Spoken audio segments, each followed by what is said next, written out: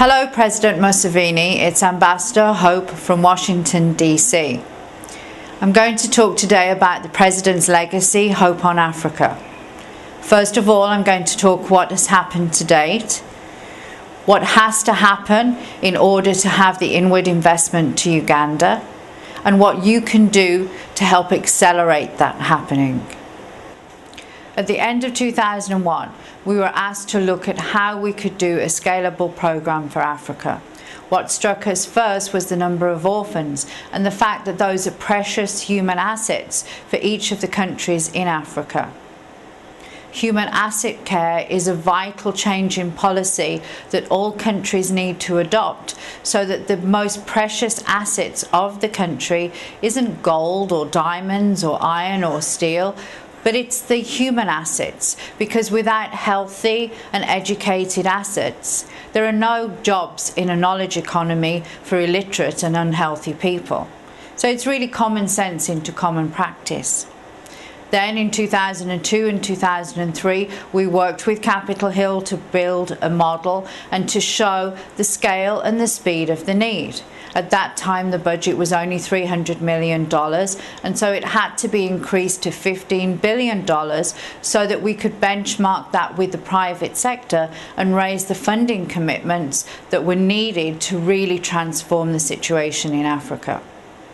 In 2004, we got the community groups involved, and we found some fantastic managers and orphans and caregivers and faith-based groups who are really ramping up in Uganda and across the continent of Africa. In 2005, I went to Hollywood and started to mobilize the celebrities and the fan club managers and the whole of the Hollywood industry, because the fan base are those that are going to become virtual parents for the orphans. When Congress changed and the Democrats became back into power, I came back to Washington, D.C. to work on getting the executive order signed by the President. In December 2006, we were expecting Vice President Museveni to come and visit us in Washington, D.C., but we were asked to contribute $25,000 to the flights and hotels and accommodation and food for all the people that were attending.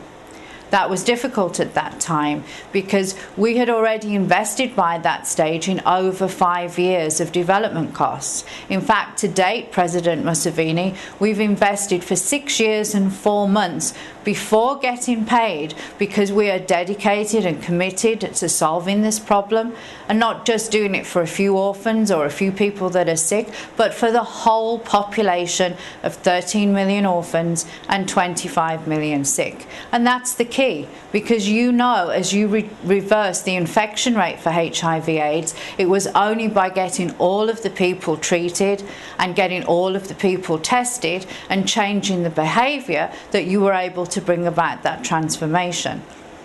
So as we know, the HIV/AIDS virus does not respect any borders or any person or any sex or religion or culture. Therefore, our solution has to be trans-border. It has to be for everybody that is in need, both the orphans and the sick. In 2007, we battled against Capitol Hill. Republican senators were stopping us getting the executive order signed.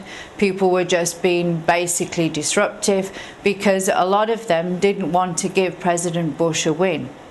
As you saw from his trip to Africa at the beginning of 2008, yes, there's a lot of things that America has done really, really well.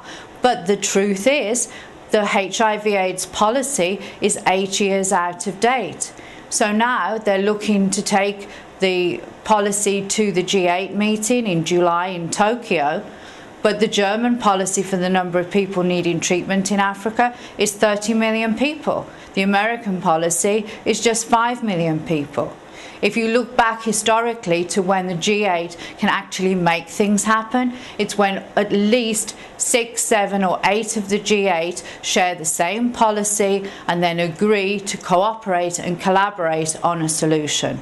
That's not going to happen July, because the numbers for the US policy will not have caught up to the actual facts, to the actual number of orphans and number of sick that need treatment. That's why we have to act now. In my opinion, President Bush is the best world leader, has done the most in terms of intention and action in Africa, but it's still not enough. And no government individually can do what is needed in Africa. It is only through an international public-private partnership can we hope to transform things. Prosperity Studios built the model. We researched the numbers. We've built all the stakeholders, we've organised the resources worldwide, including the private sector funders. We had all of those resources in place in 2004. But because of the delay in US policy and because the attention has been on the war in Iraq, it's been extremely difficult to get people to focus on what is needed to do. In fact, the ebook that is available on the internet is 155 pages long. 3 weeks ago, I was asked to reduce that to 405 words. And then I was asked to draft an amendment of 201 words. So if you think about it, the lives and dreams and hopes of 38 million people are now encapsulated in just 201 words.